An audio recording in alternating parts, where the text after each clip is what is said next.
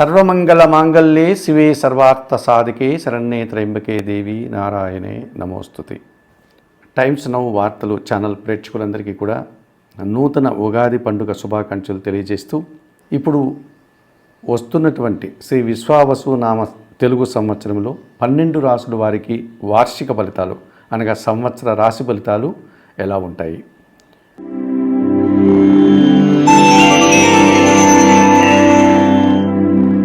శ్రీ విశ్వావసు నామ సంవత్సరంలో ఈ నూతన తెలుగు సంవత్సరంలో మిథున రాశి వారి యొక్క రాశి ఫలితాలు.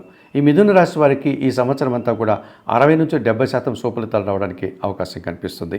ఈ మిథున రాశి వారికి ఈ సంవత్సరంలో ఆదాయం 14, వ్యయం 2, రాజ్యపూజ్యం 4, అవమానం 3గా చెప్పడం జరిగింది. జన సంబంధాలు విపరీతంగా పెరిగేటువంటి సూచన కనిపిస్తోంది. ఎందుకంటే ఈ మిథున రాశి వారికి ఉగాది పండగ ముందు రోజు నుంచి శని భగవానుడు దశమ భావంలోనికి వస్తున్నాడు. శని భగవానుడు దశమ భావంలోనికి వస్తే ఉద్యోగం రావడానికి అవకాశం ఉంటుంది. నిరుద్యోగులకి, ఉన్న ఉద్యోగులకి మరింతగా పదవి బాధ్యతలు పెరగడానికి, లేకపోతే ఉన్నత ఉద్యోగం రావడానికి, పదోన్నతులు రావడానికి అవకాశం కనిపిస్తుంది. వ్యవసాయ రంగంలో పనిచేసే వారికి కానీ, రియల్ ఎస్టేట్ రంగాల్లో పనిచేసేటువంటి వారికి కానీ విపరీతంగా ఈ సంవత్సరము వారికి పని ఉంటుంది. పని తాలూకు ఫలితం కూడా అందుకోవడానికి అవకాశం ఉంటుంది. అలాగే రాహువు దశమ భావంలో సుఫలితాలను అందిస్తున్నాడు. ఆ తర్వాత మే 18 తర్వాత ఆయన భాగ్యభావంలోనికి వెళ్తాడు. అప్పుడు మాత్రమే కాస్త తండ్రి గారి ఆరోగ్యం విషయంలో మిథున రాశి వారికి కాస్త జాగ్రత్తలు తీసుకోవాల్సిన అవసరం కనిపిస్తుంది.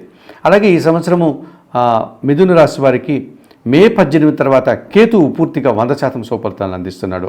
అనగా సింహరాశిలో కేతువు 3వ భావంలో సంచరించడం వల్ల వీరికి జన సహకారం బాగా ఉంటుంది. నిరాడంబరంగానే వృత్తి, ఉద్యోగ, వ్యాపార, వ్యవసాయ రంగాల్లో అభివృద్ధిని సాధించుకోగలుగుతారు. అలాగే భగవంతుని ఆశీస్సులతో ఈ సంవత్సరం అంతా కూడా వీరు అనుకున్న పనులు చాలా వరకు పూర్తి చేస్తారు. కుటుంబంలో శుభకార్యాల నిర్వహణ కానీ, సంతానం విషయంలో శుభవార్తలు వినేటువంటి వాతావరణం కనిపిస్తుంది. మిథున రాశి వారు ఈ సంవత్సరము ఆదాయాన్ని పెంచుకుంటారు. ఆదాయ వనరులు పెరుగుతాయి. అలాగే బ్యాంకు లావాదేవీలు అనుకూలంగా ఉంటాయి. అలాగే ఏదైనా భూ సంబంధమైనటువంటి లాభాలు అందుకుంటారు. అధికారుల నుంచి అభినందనలు పొందడానికి కూడా అవకాశం కనిపిస్తుంది. మరి మిథున రాశి వారు నిత్యం ఈ దశమ శని నుంచి కొంచెం వారు మరింతగా మంచి ఫలితాలు పొందడానికి ఆంజనేయ స్వామి ఆలయానికి శనివారం రోజు వెళ్ళి స్వామివారికి తమలపాకుల పూజ నిర్వర్తించుకోండి. సుందరకాండ పారాయణం చేయండి. అలాగే భాగ్య రాహు దోషం నుంచి బయటపడడానికి మే 18 తర్వాత కనకదుర్గాదేవి ఆలయానికి వెళ్ళి అమ్మవారిని సందర్శించుకొని అమ్మవారికి కుంకుమ పూజలు నిర్వహించండి.